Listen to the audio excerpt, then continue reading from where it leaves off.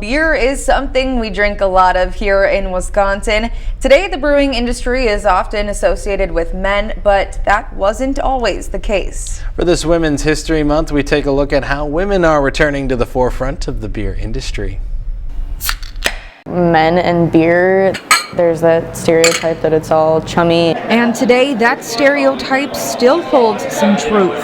According to a study by the Brewers Association in 2021, under just 3% of breweries are 100% female-owned. But working with beer isn't just a man's job. Women were the original brewers. It's the only way women made money. Although women are making a comeback. Nice. In the Coulee region. I am so proud to be a woman in the brewing industry. I'm really proud to be a member of this brewing family. The La Crosse beer community is awesome.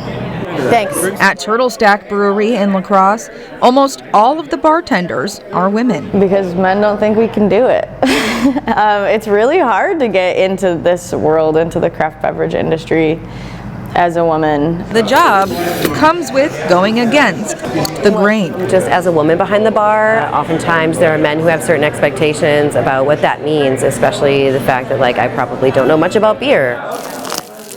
And while we often see women at the front of the brewery putting beer into people's hands, that wouldn't be possible without all the work they do in the back of the brewery. We're going through the whole process. We're brewing, we're making wort, starting fermentation, and then some days we're canning beers, some days we're cleaning kegs. It's really all over the place. We kind of do everything back there. Carly Swisher at 608 Brewery and Turtle Stack's Esther Gavora are some of the only female brewers in La Crosse. The big misconception of brewery stuff is that it's just like drinking beer, making beer 5 days a week. But really it's 99% cleaning and 1% brewing.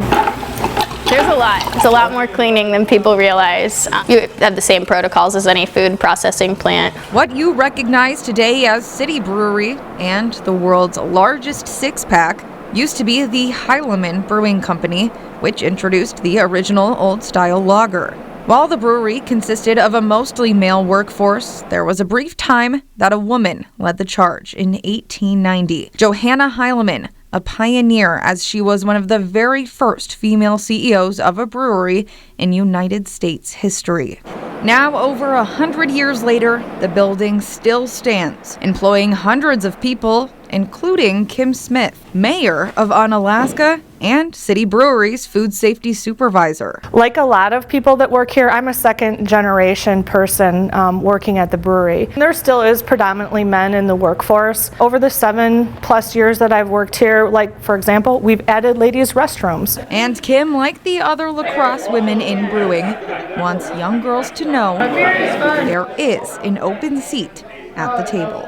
You really have a passion for something, that's the thing that you need to do.